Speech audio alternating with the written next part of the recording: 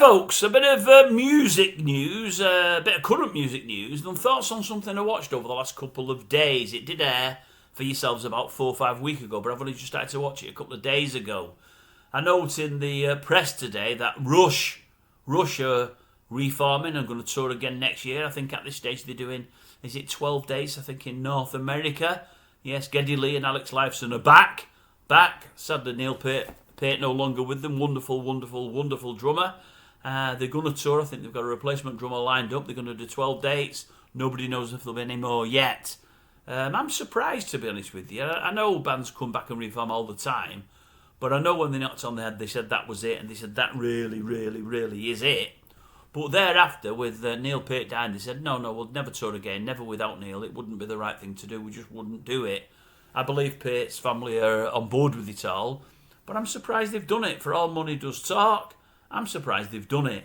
Getting back to something I watched the first couple of episodes of the 3-part series that was on the Beeb a month or so ago now, maybe 6 weeks ago, regarding Band-Aid. Was it Band-Aid at 40 years old? I think it was. Watched the first two and thoroughly enjoyed them. They went into a little bit more depth about Queen. It's always been known that Bob Geldof didn't want them on the bill. And I think Harvey Goldsmith, who organised the whole thing with him, stood his ground and stood up for Queen and said, we want them on there, they're going to be fantastic. Geldof didn't fancy them at all. He thought they were 70s and we were now in the 80s and that was old hat. He wanted the new boys like your Duran Durans and your Spandau Ballets. I've never liked Geldof because he didn't have my hero Phil Lynott there with Thin Lizzy. They'd split or was close to split. Lynott wasn't well, but I think they should have been there. I think for me they were rock royalty. Status Quo weren't playing together at the time really, but they got them back together. I think in the American version, they got Sabbath back together. They'd virtually split as well. I think they could have done it with Lizzie. I think it was a slight on Phil and the boys that they didn't do it. I think there was a bit of politics there, and I don't know. I mean, he brought U2 in. U2 played there, but they were the young pups at the time. They wasn't as huge as they are now. Geldof at the time was probably the biggest thing out of Ireland because Lizzie had stopped playing and he was nowhere near Phil Lynnott's class. But with Lizzie out the picture, he was the big cheese in Ireland and he put it all together.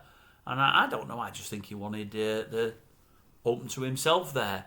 And the fact that he didn't want Queen on, I don't know, always baffled me. Anyway, I heard something the other day on the TV and he was saying, it was only a quick sentence, but I mean, it let you know what he felt about them. He was saying, Geldof was saying, they did a lot of studio stuff, a lot of work in the studio, and the studio became their fifth man. What he's saying is a lot of the stuff they put out on LPs was gimmicky.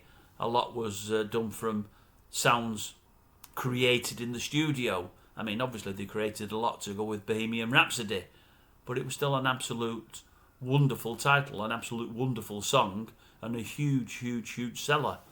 I've just listened to something today from Pick of the Pops over the weekend. They were doing the biggest songs of the 70s.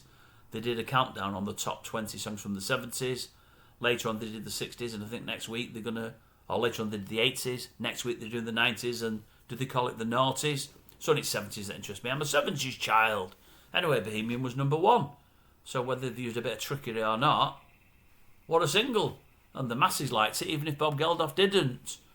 So anyway, he did say after they performed, maybe I was wrong about that one, because it was universally known and talked about that the biggest act over both shows over that weekend was Queen. They absolutely tore it up. They were fantastic. But no, Geldof didn't want them there, which very surprising. And with that, I'll love you and leave you. That's the musical stuff for today. Nothing else to tell you. I say I had one chap on here the other day that's joined and become a subscriber. Thank you very much, whoever you are.